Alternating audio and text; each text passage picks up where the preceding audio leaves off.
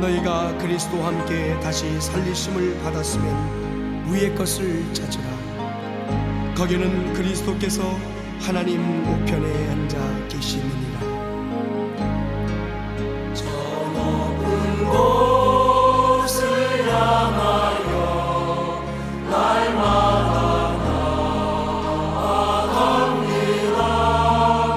내 뜻과 정성 모두로 날마다 기도합니다.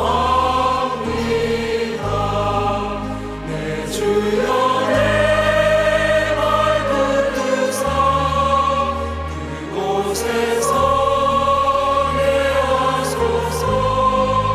그곳은 빛과 사랑이 언제나 넘치옵니다.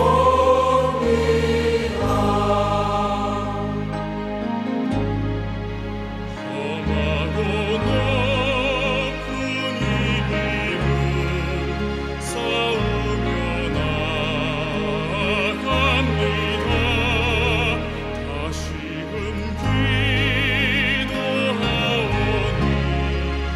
내 주여 인도하소서. 내 주여 내 발 붙드사 그곳에서 예하소서. 그곳은 빛과 사랑이 언제나 넘치옵니다.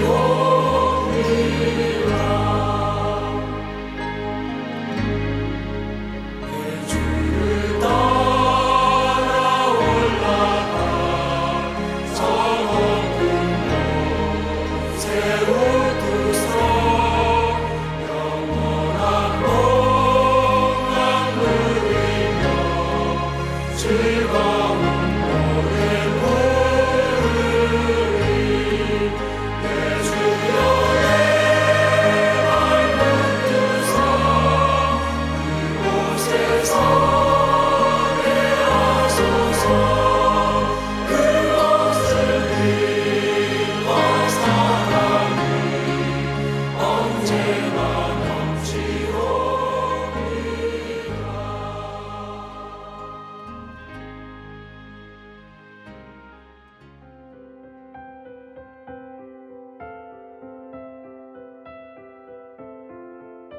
하나님, 다윗의 기도를 오늘 나의 기도로 고백하며 예배의 문을 엽니다. 오늘도 예배하게 하심에 감사드립니다. 여호와여, 내가 수척하였사오니 내게 은혜를 베푸소서. 여호와여, 나의 뼈가 떨리오니 나를 고치소서. 나의 영혼도 매우 떨리나이다.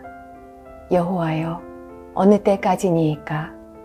여호와여, 돌아와 나의 영혼을 건지시며 주의 사랑으로 나를 구원하소서.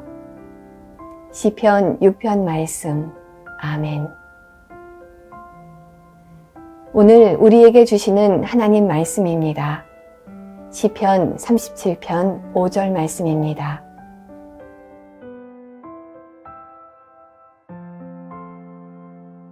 시편 37편 5절 말씀. 내 길을 여호와께 맡기라. 그를 의지하면 그가 이루시고. 아멘. 제가 오늘 내려놓음에 대해서 한 번 더 얘기하면 좋겠다 이런 생각이 들었습니다. 제가 이번에 시카고에서 한번 말씀 전한 적이 있었어요. 연합집회 섬겼는데 그때 이제 교인분들하고 인사할 때 한 분이 선생님 안녕하십니까? 네, 반갑습니다. 그러면서 꼭 선생님을 한번 만나서 이 얘기를 하고 싶었다고 찾아오신 분이 있었어요. 북한에서 이제 탈북하신 분인데 이분이 제 책을 통해서 하나님 믿게 된 이야기를 하시더라고요. 그때 태국 수용소에 있었을 때 이제 누군가가 내려놓은 책을 이렇게 넣어줬대요. 읽었는데 참 희한하다. 이런 세상도 있네 그랬대요. 근데 이제 더 내려놓음 책이 들어와가지고 그걸 읽으면서 굉장히 고민에 빠졌대요. 야, 이게 이런 게 가능한 건가? 근데 믿어지지가 않더래요. 예. 이게 그러고 계속 고민하고 있었는데 그 다음에 이제 가치걷기 책이 들어왔대요. 근데 그 책을 읽다가 어느 한 구절에서 그냥 눈물이 터지면서 마음이 확 열렸대요. 믿어야 알게 된다는 어떤 단순한 내용이었는데, 아, 그렇구나. 일단 믿고 보자. 예, 그렇게 그 마음에 감동이 왔고, 그게 이제 신앙을 갖게 된 계기가 됐다는 그런 이제 고백을 하시더라고요. 짧게 이제 인사하면서 들었던 이야기였는데, 아, 그렇구나. 나는 그 태국의 수용소에 못 가는데, 그 책이 가는구나. 예. 그리고 내가 그 많은 분들을 만날 수 없는데, 누군가가, 그 책을 통해서 하나님과의 만남을 갖는구나. 예, 그런 생각을 했었어요.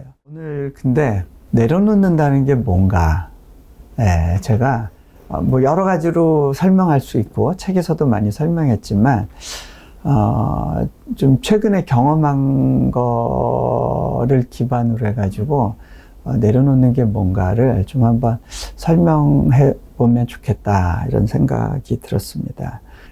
그 책이 나오고 난 다음에 굉장히 많은 분들이 내려놓는 게 뭐냐고 그제부터 질문을 하기 시작했어요. 그 질문을 받으면서 제가 이렇게 바로 답할 수가 없구나. 이게 나도 좀 생각하고 묵상이 필요하구나라고 느꼈어요. 왜 그랬냐면 어떤 분이 저 주일학교 교사하는 건 너무 부담스러운데 이거 내려놓고 싶은데 이게 내려놓는 거 맞나요? 네, 그런 질문을 하기도 하고요. 네, 또 어떤 분은 아니 뭐 선교사님이야 내려놓을 게 있으셨을 것 같은데 저는 내려놓을 게 없는 사람인데 뭘 내려놔야 되나요? 뭐 이제 이런 식의 질문들이 많이 있었어요. 내려놓음이 우리가 생각할 때 일반 세상에서 내려놓는다는 것과 성경에서 말하는 내려놓음 사이에 큰 차이가 하나 있어요. 예, 보통 세상에서는 포기를 내려놓는 거라고 생각하는 경우가 많은 것 같아요. 특별히 그 불교에서 내려놓는다고 하는 거 그런 표현을 많이 쓰죠. 그러다 보니까 내려놓음 처음 나왔을 때 불교 책인지 사본 분들이 꽤 많았어요. 불교 책인지 알고 보다가 에이 이거 뭐야 기독교 책이네. 이미 샀으니까 버리긴 아깝고 우리 나 기독교인 친구 하나 있는데 그 친구 이거 좀 보고 회개하라고 줘야겠다. 그러고 이렇게 선물용으로 많이 판매됐다고 제가 들었어요. 근데 그 불교에서 말하는 내려놓음은 뭐냐면요, 자기가 노력하는 거예요. 내려놓음의 주체가 자신이에요. 근데 하나님 안에서의 내려놓음은 뭐냐면 내가 주체가 되는 게 아니라 내가 할 수 없기 때문에 하나님께 맡겨드리는 거예요. 네. 불교에서의 내려놓으면은요, 맡겨드린다는 개념이 없어요. 내가 주체가 돼요. 근데요, 그 성경에서의 내려놓음의 핵심은 뭐냐면 내가 할 수 없고 하나님만이 하실 수 있습니다. 그러니까 나를 바꾸는 것도 내가 할 수 없습니다라고 하는 고백 가운데 하나님께 맡겨드리는 게 그게 내려놓음이에요. 또 불교에서는요, 내려놓는 것 그 자체가 목표가 돼요. 그렇게 해서 욕심을 비우고 하면 해탈을 하게 되는 거예요. 근데요, 제가 그 내려놓은 책에서 고백했던 게 하나님으로 만족한다는 고백을 했어요. 근데 그거와 내려놓음이 어떻게 관계가 되는지, 같이 가는 건 알겠는데 제가 설명을 전에는 잘 못했거든요. 근데 살면서 깨달아지는 거예요. 아, 그렇구나. 불교에서 말하는, 그러니까 그 내려놓는 것 자체가 목표인 삶과 하나님을 믿는 삶이 다른 건 뭐냐면,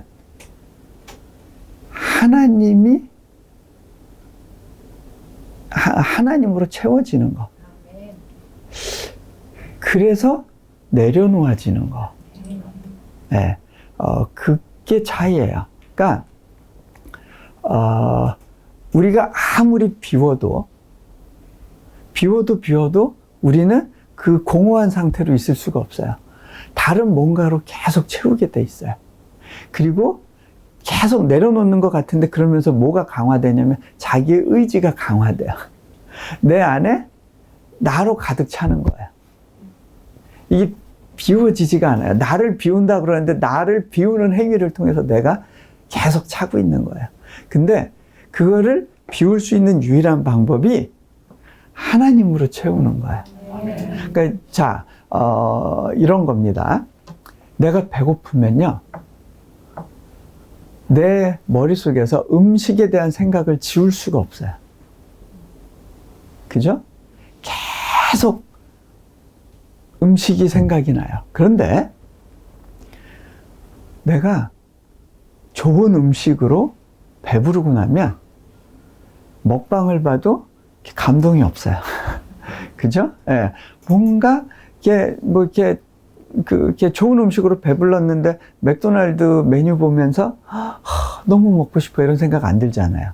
예. 그러니까 하나님으로 세처레 있다는 게 그게 내려놓음이에요.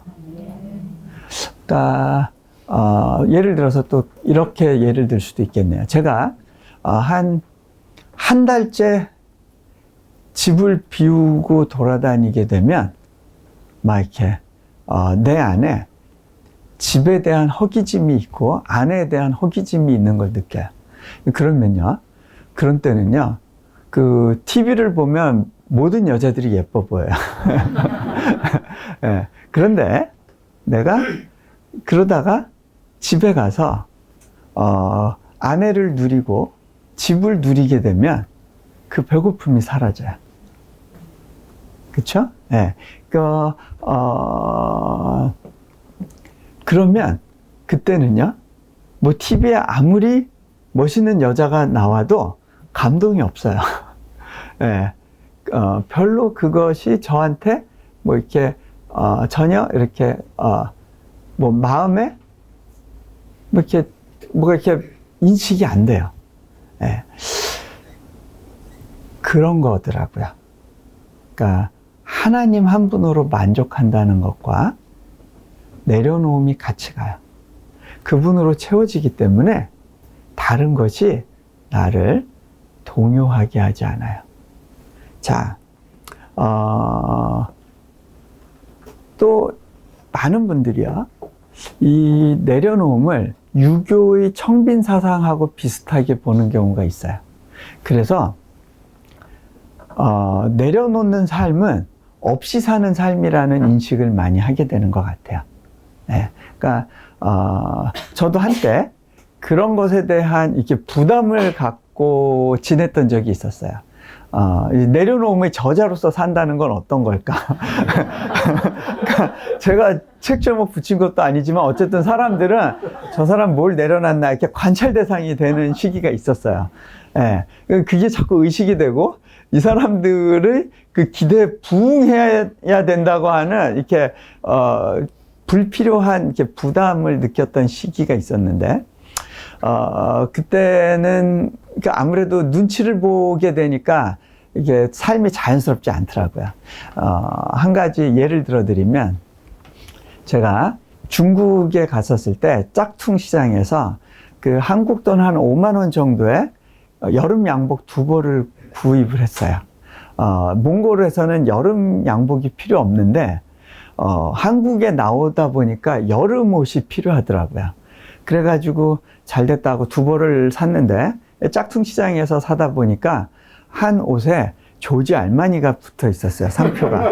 근데 조지 알마니가 여기 전 그때 이제 조지 알마니가 뭔지를 이제 처음 이제 접했는데 뭐 여기도 붙어 있고 뭐 뒤에도 붙어 있고 막 붙어 있어서 그거를 아유 이게 남사스럽다 그러고 그걸 다 뗐어요.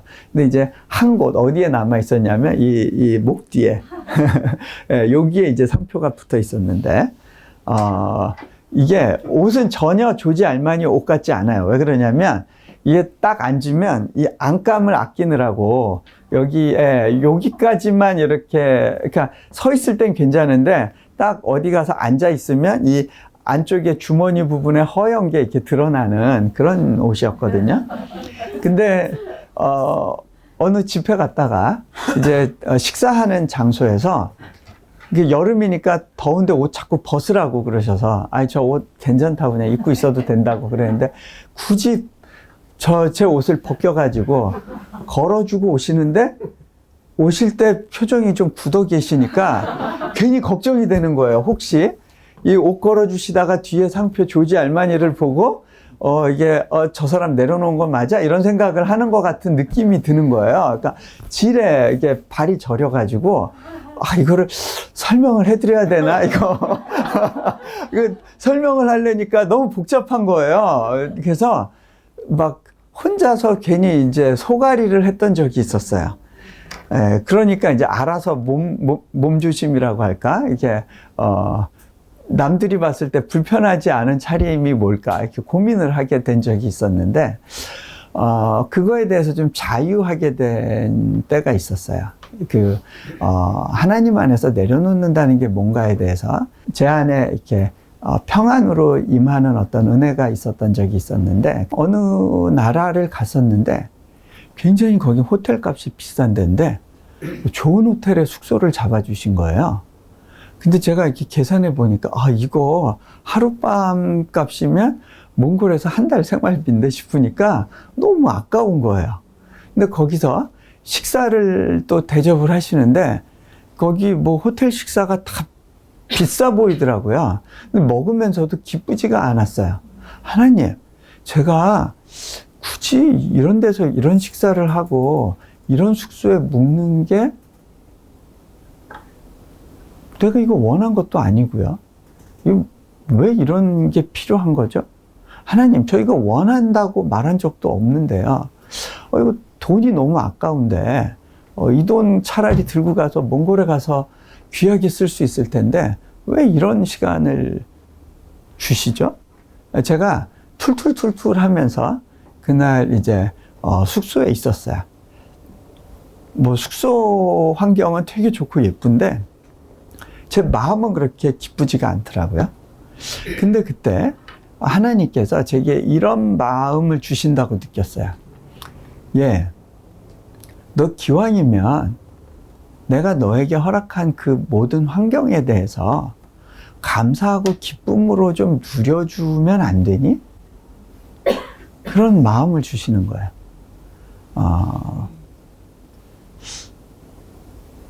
그러면서 하나님이 그런 마음을 주신다고 느꼈어요. 나는 너에게 최선으로 정말 좋은 것을 주고 싶단다.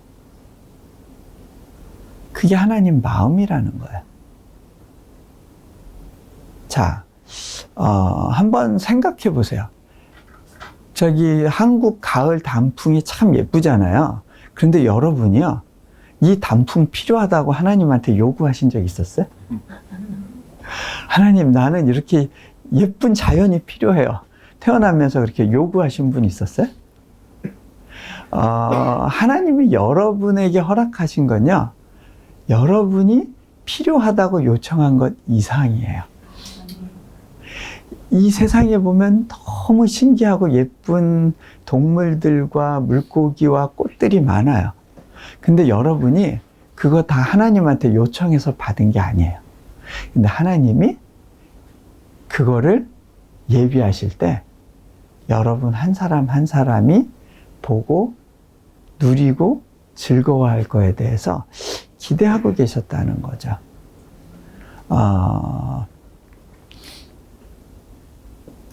내가 원하는 것 이상을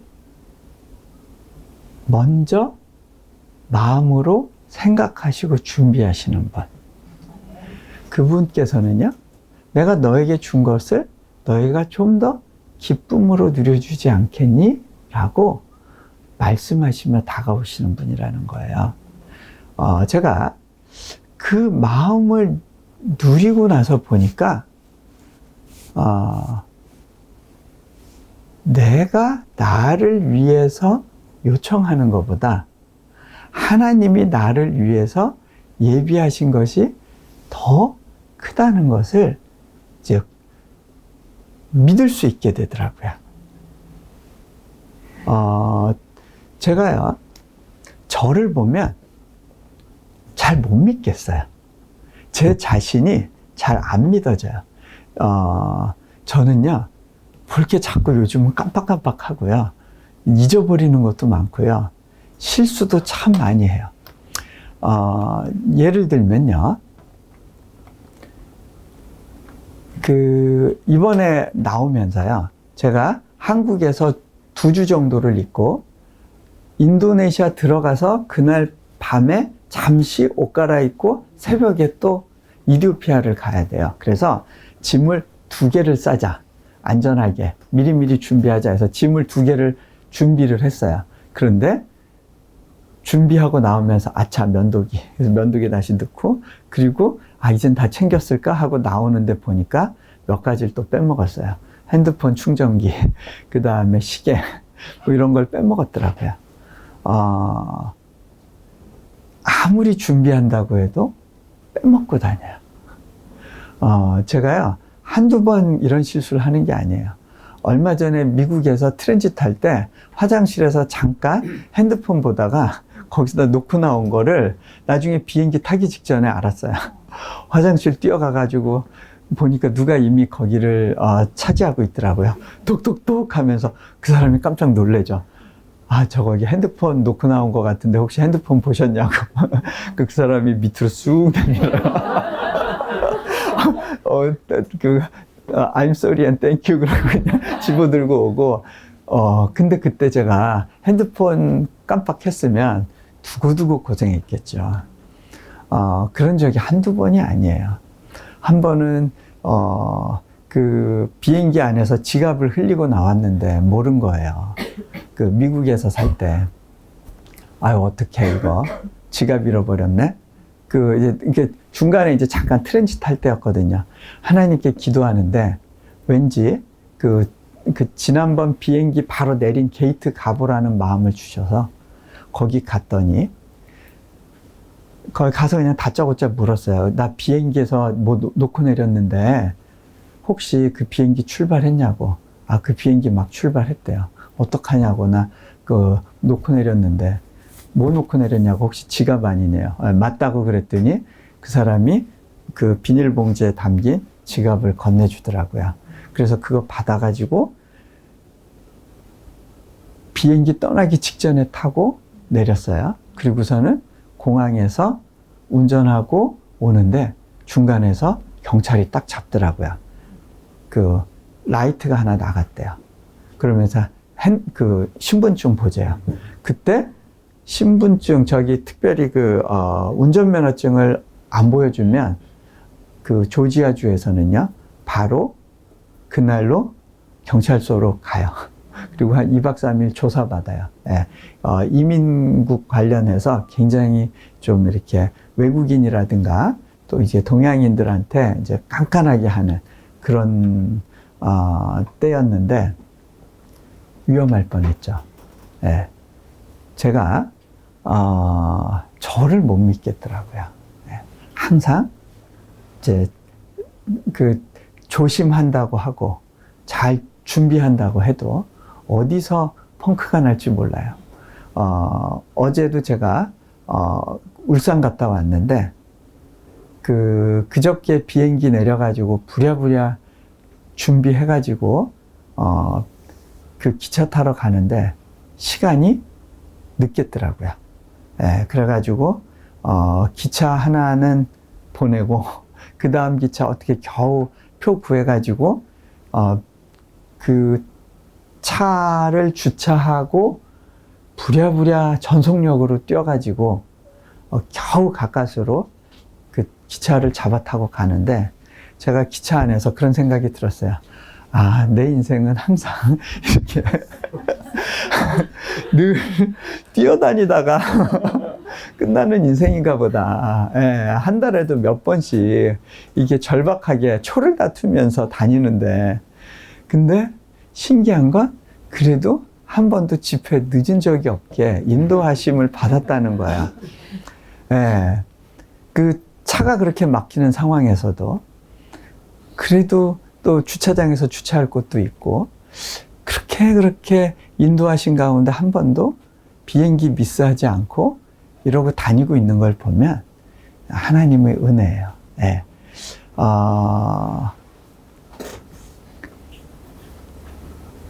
제가 그 내려놓는다는 거가 결국 맡김하고 같이 간다라는 것을 계속적으로 느껴요.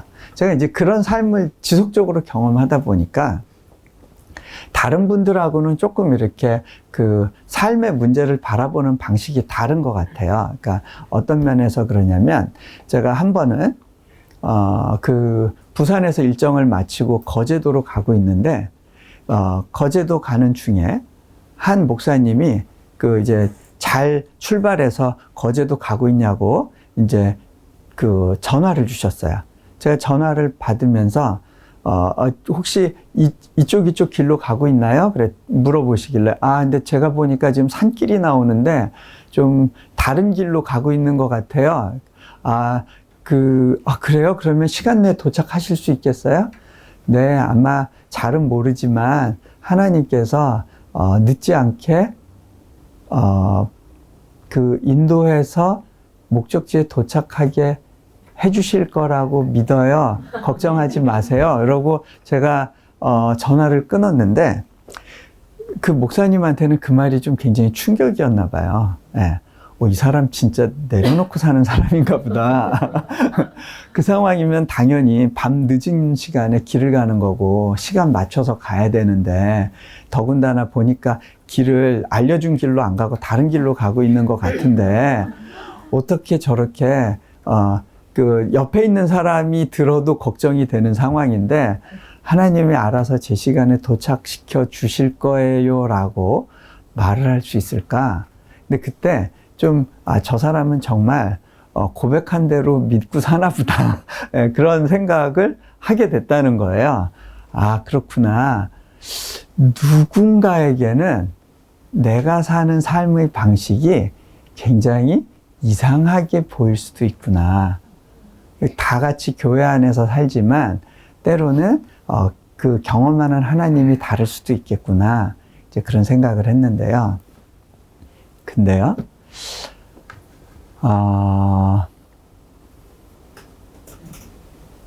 믿음은 맡김이에요. 자, 저는요, 선악과 정신을 뭐라고 보느냐면요, 스스로 정신이라고 봐요.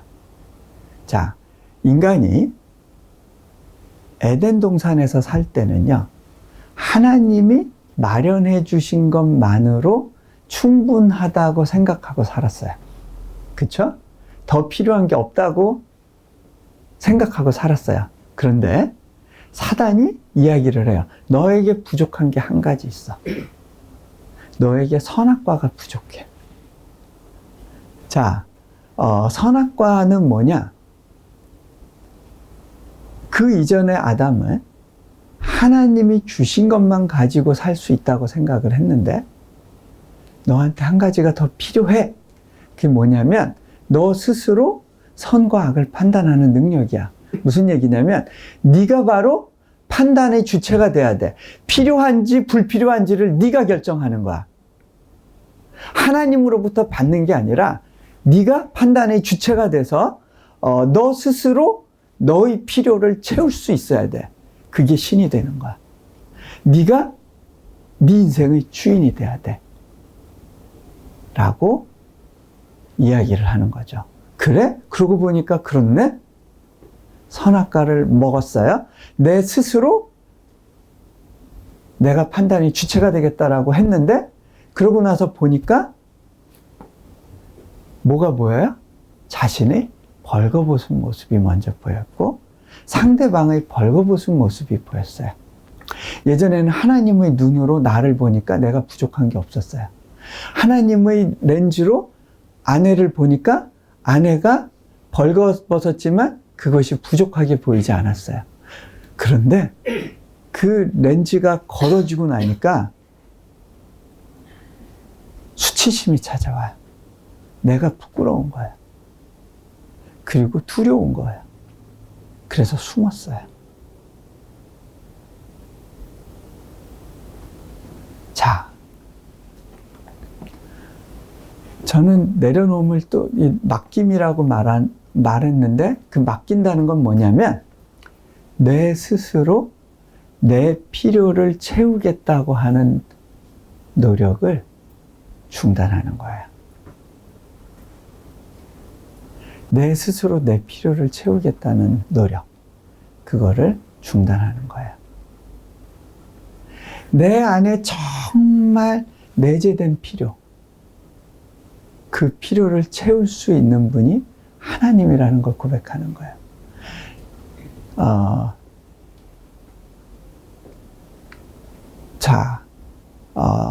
우리가요, 그러니까 한 예를 들면 이런 거예요. 살다 보면 오해를 받을 때가 있어요. 말도 안 되는 모함을 받을 때가 있어요. 그쵸? 네. 근데요, 그때를 잘 이기고 넘어갈 수 있는 방법이 있어요. 내 스스로 그 문제를 풀어보려고 하고 오해를 해결해 보려고 하면 점점 어려워져요. 그거를 극복할 수 있는 가장 좋은 방법은요, 하나님께 맡기는 거예요. 하나님이 나를 사랑하고 나를 특별한 눈으로 바라보고 계시다는 사실을 고백하면 남들이 나를 어떻게 보는지가 내 인생을 좌우하지도 않고 내 행복을, 나의 안정감을 빼앗아 가지도 않는다는 것이 믿어지게 돼요. 그러면 극복할 수 있게 돼요. 힘들긴 힘들죠. 네, 어려운 부분들은 어렵죠. 그런데요, 그것 때문에 우울해지거나 좌절하거나 서운하거나 억울해하거나 분노하거나 하지 않게 되더라는 거예요. 하나님이 나를 사랑하시면 그런 거 아예 처음부터 없게 막아주셔야지 라고 생각할지 모르겠어요. 네. 근데요, 하나님께서 우리를 채우시는 과정 가운데 우리에게 결핍을 느끼게 하시는 순간이 있어요. 그거는요, 결핍을 느끼게 하시는 순간은 내 필요 때문에 내가 불안해하고 뭔가를 채우려고 막 애쓰도록 하기 위해서가 아니라 그 필요 가운데 하나님을 찾도록 인도하시기 위해서 그런 거예요. 자, 광야 생활 가운데 이스라엘 사람들이 하나님이 주시는 것으로 충분하지 않다는 생각을 계속했어요. 왜? 애굽에선 훨씬 잘 먹고 살았거든요. 광야에서는 가진 게 없거든요. 근데 하나님은 계속해서 나로 만족하라고 하시는 거예요.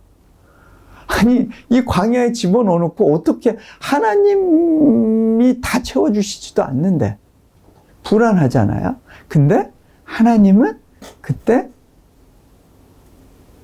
많이 주시지도 않고 꼭 하루치 먹을 양식만을 거두게 하세요. 그게 뭐에 대한 훈련일까요? 오늘 하루 은혜로 살아갈 수 있겠니? 내가 오늘 너에게 공급하는 것만으로 네가 만족할 수 있겠니? 내일의 필요에 대해서 네가 채우려 하지 말고 나에게 맡겨줄 수 있겠니? 그 훈련이 끝나야 가나안이 기다려요. 가나안에선 쌓아놓을 수 있어요. 그죠? 쌓아놓고 계획을 세울 수 있어요. 그런데 광야는 계획을 세울 수 없는 시기예요. 그 시기를 통과하게 하세요. 두 가지 싸움이 있어요. 사단은 이야기해요. 야, 하나님으로 충분하지 않아. 너 지금 수많은 결핍이 있잖아. 하나님이 계속해서 주시는 메시지는 너 나 하나로 만족할 수 있겠니? 나의 오늘의 그 공급으로 너 여전히 안정감을 누릴 수 있겠니? 도전하시는 거죠. 제가 그 건축을 결정하고 건축을 시작했을 때 필요한 재정에서 한 20%밖에 안 채워져 있었어요. 한 40억 원 정도의 재정이 1년 안에 필요했어요. 예, 저한테 여태까지 필요했던 재정보다 공이 한두 개가 더 붙은 숫자였어요. 예, 이렇게 많은 재정을 놓고 이렇게 그 하나님만을 바라야 되는 상황을 이제 처음 맞이했기 때문에 제 안에 좀 긴장이 있었어요. 어느 날 책상 앞에 쌓여 있는 그 청구서를 보면서 하나님, 올해 연말은 어떡하죠? 정말 암담하네요. 저 이러다가 인도네시아에서 감옥 가는 거 아닐까요? 감옥 가는 생각을 하니까 뭐 생각이 꼬리를 물면서 제가 너무 불쌍하고 우울해지더라고요. 예. 내가 너무 불쌍한 사람이에요. 난 평생 이렇게 살아야 되나? 이런 생각이 오니까 막 눌려요. 하나님 좀 빵빵 주시는 삶 살면 안 돼요? 이제 그런 생각을 하고 이렇게 우울하고 있었을 때 제 안에 하나님이 주시는 말씀이 있었어요. 도전이 있었는데 뭐냐면, 너 기왕 그 부담을 지고 가는데 좀 기쁘게 가줄 수 없겠니? 웃으면서 가줄 수 있겠니? 여러분, 40억 빚지고 웃으면서 살 수 있어요? 근데요, 그게 가능하더라고요. 하나님이 그런 도전을 주실 때 제가요, 그때 기쁘게 살아보라고요? 그렇군요. 그래야 되는 거구나. 하나님, 그렇게 한번 해볼게요. 제가요, 고백을 했어요. 근데요, 그렇게 하나님이 주신 도전 안에서 반응을 하니까 그렇게 사라지더라고요. 네, 여러분 제 얼굴 보세요. 빚진 얼굴인가요? 빚에 찌들고 막 걱정스러운 얼굴인가요? 저는요, 보통 사람이 지고 있는 근심의 무게보다는 한 서너 배 무거운 짐을 지고 있는 것 같아요. 네. 보통 외국 사는 사람들이 지는 부담이 좀 더 있죠. 더 근심이 더 많은데 그분들 평균치보다 제가 훨씬 무거운 짐을 계속 지고 살아가는 것 같아요. 그런데 가능하더라고요. 웃으면서 살 수 있는 게. 제가 열심히 집에 와서는 가족들하고 놀아주고 아내와 데이트하려고 애쓰고 그러면서 오히려 없는 돈에 우리 사역자들하고 열심히 더 때려 먹고 살아봤어요. 근데 그렇게 사라지더라고요. 네. 40억의 부담 가운데서도요, 웃으면서 사는 법을 배우게 됐어요. 그날 하루하루 하나님이 주신 것으로 만족하는 삶이 뭔지를 경험했어요. 그게 내려놓음이더라고요. 그게 가능했던 이유는 맡길 수 있었기 때문이에요. 내 안에 있는 필요를 내가 채우는 것이 아니라 그분이 맡아주신다고 하는 것. 그래서 내 손에 들려있는 근심과 짐을 하나님께 내어 맡기는 거예요. 자, 그렇게 보면 여러분 내려놓을 게 있어요, 없어요? 굉장히 많죠? 네, 뭐 내려놓을 게 있어 보이는 사람만 내려놓는 게 아니에요. 이거는 모든 크리스찬이 동일하게 그 누려야 될 특권이면서 부담이면서 도전이에요. 네. 자, 우리 같이 좀 기도하면 좋겠습니다.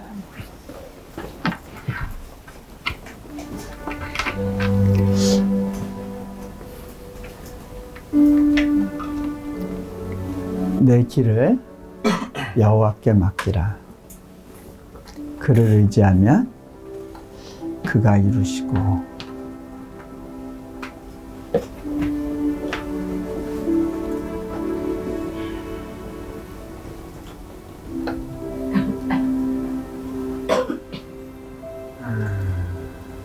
정말 단순한 한 구절인데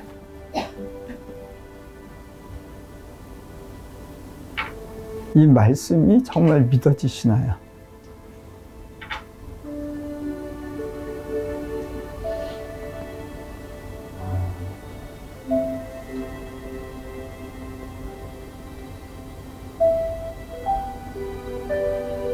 이 말씀이 믿어지는 게 은혜더라고요. 제가 이 말씀을 의지하고 그렇게 한 20여 년 하나님만 바라고 살아봤는데 정말 그렇더라고요.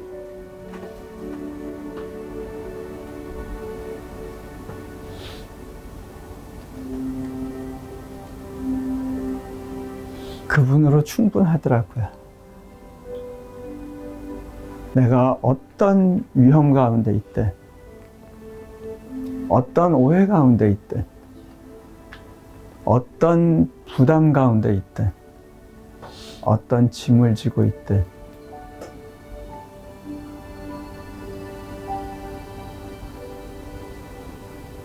여전히 그분 한 분으로 충분했습니다. 그리고 내 길을 온전히 맡길 때 새로운 길을 여시는 그분을 경험합니다. 제가 대학교 개교식을 하면서 제가 이런 고백을 했어요. 제가 인도네시아에 와서 인도네시아 땅의 상황을 보고서 첫 번째 든 생각은 내가 잘못 왔구나라는 생각이었습니다. 하나님을 인도하시면 여기가 아니었을 수도 있겠다. 상황적으로 보면 여기서 학교를 세운다는 건 불가능에 가깝다고 봤고요. 제가 만나는 어느 누구도 당시 정말 좋은 사역으로 부름받았군요 라고 이야기하는 사람은 없었습니다. 과연 될까? 저 사람 믿을만 한가? 다 그런 반응이었습니다. 시간이 지나면서 그분들의 반응이 정말 옳았다고 그렇게 느꼈습니다. 근데요, 저는 인생의 목표를 성공의 가능성에 두지 않기로 결정을 했어요. 그저 내가 실패한 삶 가운데서라도 그 삶이 하나님께 영광이 될 수 있다면 그거로 충분하다고 생각했어요. 하나님, 내가 성공을 추구하지 않겠습니다. 하나님의 영광만을 바라겠습니다. 그리고 있으라 하시는 자리에서 그 짐이 아무리 무겁든 그렇게 걸어갔어요.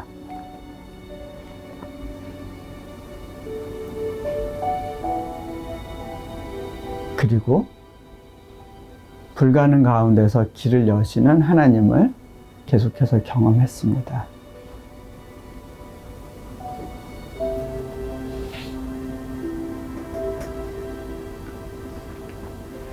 여러분, 하나님만으로 만족하면서 그분을 믿고 사는 삶 가능합니다. 그리고 그 길이 더 없는 축복임을 여러분들한테 제가 자신 있게 제 삶을 열어서 설명해 드릴 수 있을 것 같아요. 이 시간 내 길을 여호와께 맡기라. 그 도전 가운데 같이 반응하시지 않겠습니까? 잠깐 기도합니다.